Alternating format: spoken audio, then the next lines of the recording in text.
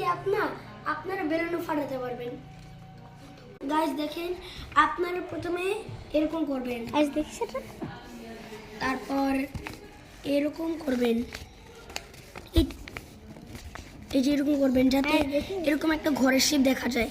হ্যাঁ, তারপর আপনারা কি করবেন, একদম এরকম করবেন, দেখায় তারপর এরকম করবেন, এরপর একটু ছায়া দেখা, এই দেখেন, তারপর এই যে দেখেন এমন সাদা এইরকম, আর এদিকে দুইটা ভাঁজ করতে হবে।